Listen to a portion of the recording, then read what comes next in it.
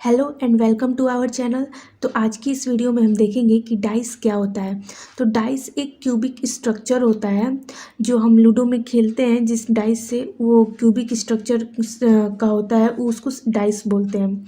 इसमें 6 साइड्स होते हैं और उस पर डॉट्स मैंसनड होते हैं, मतलब डॉट्स होते हैं उस पर, जैसे 1 2 3 4 5 6, मैक्सिमम तो 6 ही होंगे डाइस में।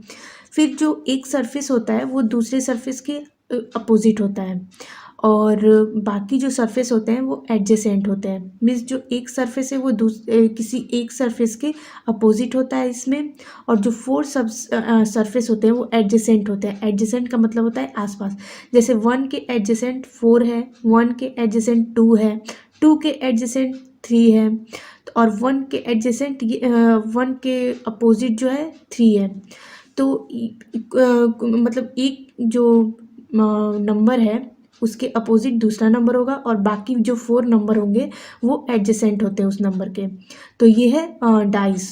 और जो कॉम्पिटिटिव एग्जाम्स में क्वेश्चन पूछे जाते हैं उसको उसमें जो डाइस का फिगर है वो ऐसा मेंशन होता है। इसको हम लोग डायमंड बोलते हैं। जो ये ऐसे है मेंशन, इसको डायमंड बोलते हैं। और इसको ऐसा आप लोग बनाना सीख लीजिए क्योंकि ऐसा ही क्वेश्चन में आता है।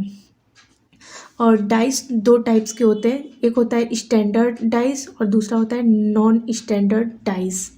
स्टैंडर्ड डाइस में जो 2 अपोजिट सरफेस होते हैं उनका जो सम होता है वो हमेशा 7 होगा। मीन्स जो अपर और जैसे ये 1 है और इसकी जो अपोजिट सरफेस है उसका जो जब हम लोग उसको ऐड करेंगे तो हमेशा 7 होगा। जैसे मान लीजिए एक डाइस है जिसका जो अपर सरफेस नंबर है वो 1 है, लेकिन उसका जो अपोजिट है वो हमेशा ही ऑलवेज 6 होगा। तो उसको ऐड करेंगे तो 7 आएगा। फिर अगर 2 होगा तो उसका अपोजिट हमेशा 5 होगा, तो उसको भी ऐड करेंगे तो 7 आएगा। और 3 के अपोजिट हमेशा 4 होगा। तो ये लर्न कर लीजिएगा कि स्टैंडर्ड डाइस में हमेशा अगर 1 का अपोजिट पूछे तो 6 होगा, 2 का अपोजिट 5 और 3 का अपोजिट 4 होता है हमेशा। But sum of 2 adjacent surface is never 7।